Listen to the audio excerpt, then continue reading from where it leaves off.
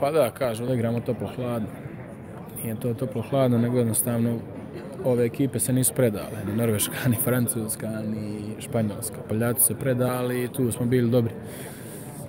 Malo u nekim fazama gdje trebamo igrati možda malo sporije, čuvati neki rezultat. Malo smo bili ishitreni i tu izgubimo prednost, uđemo u minus i jednostavno kad si u minusu nije glava ista.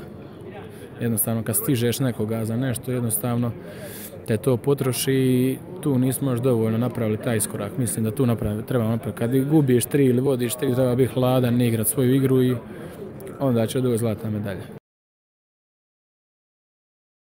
Pa da, evo, mislim da smo, ja i dalje stojim da smo mi bolji od njih. Oni su stvarno igraju fenomenalan turnir, ali mi smo ih imali tu utakmicu. Iako je to bio početak i još se nismo bili dobro posložili, opet smo ih imali.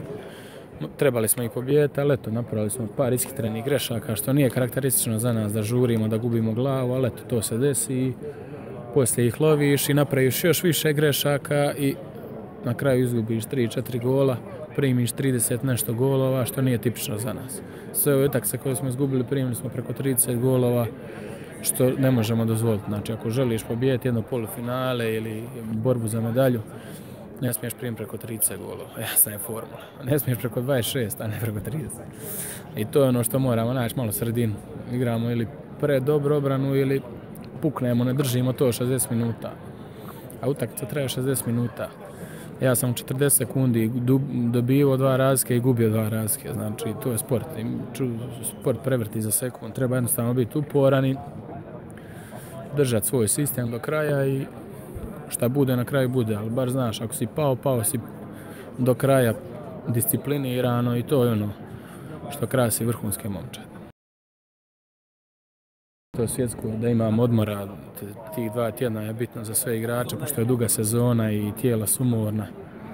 Ovaj sistem stvarno tako napravljen da gazi. To nam je bitno. Bitno nam je i zbog nas sami, zbog samopouzdanja, zbog psihologije. Stvarno moramo to pokušati sutra izvući.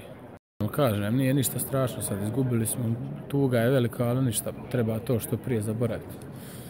To je sport, moraš prihvatiti da si izgubio i ne možeš sad nazad, ne možeš sad vratiti se na teren i igrati utakmicu. Izgubio si, prihvatiš to, moraš znati, naučiti gubiti, to je sport. Sutra je novi dan, novo dokazivanje. Šta će presuditi sutra?